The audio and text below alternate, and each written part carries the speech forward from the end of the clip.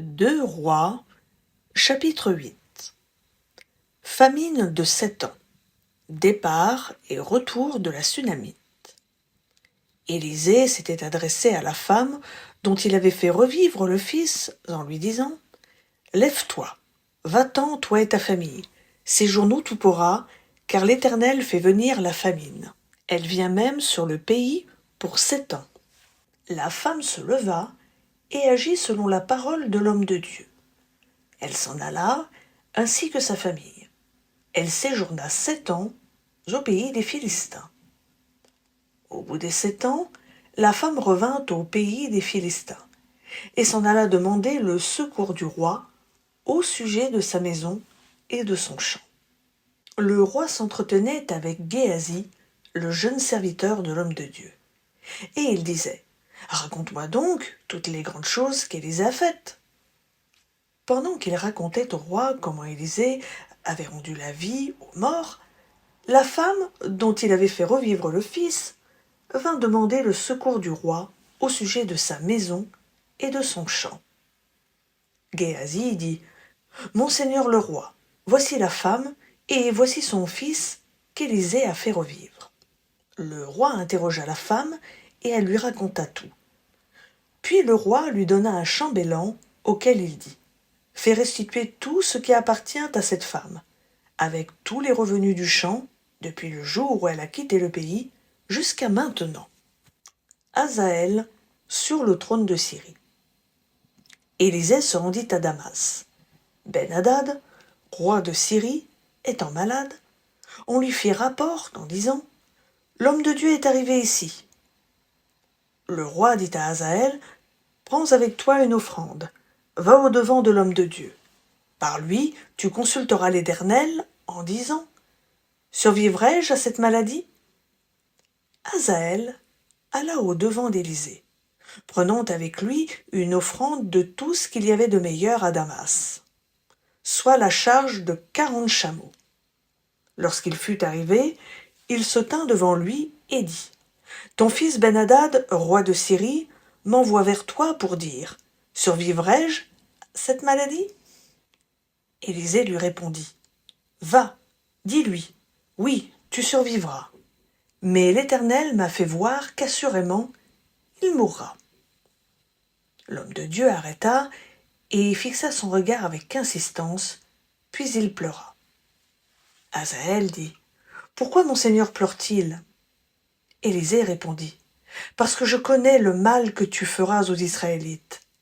Tu mettras le feu à leurs villes fortes. Tu tueras leurs jeunes gens par l'épée. Tu écraseras leurs petits-enfants.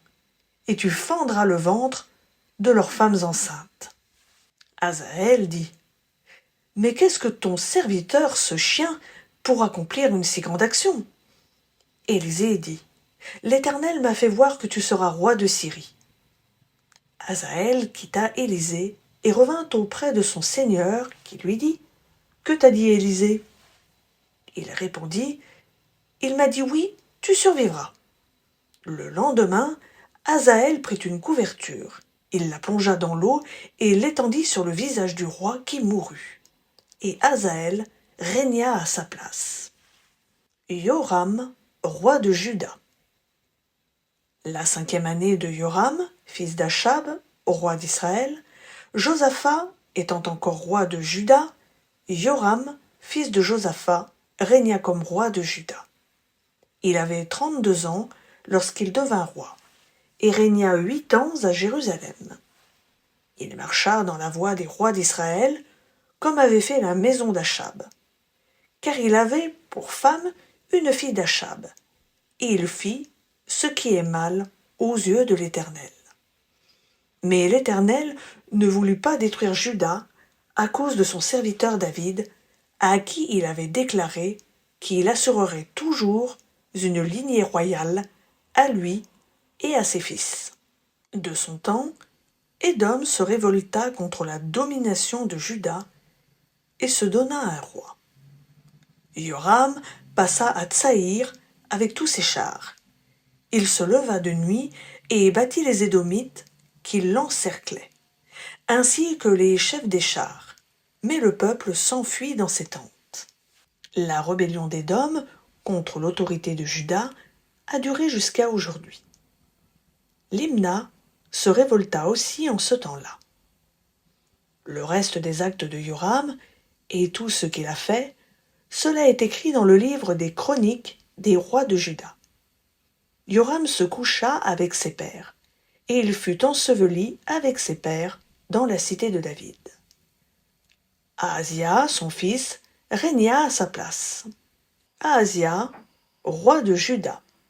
La 12e année de Yoram, fils d'Achab, roi d'Israël, Ahazia, fils de Yoram, régna comme roi de Juda.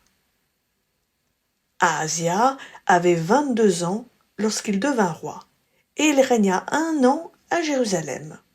Le nom de sa mère était Athalie, fille d'Omri, roi d'Israël.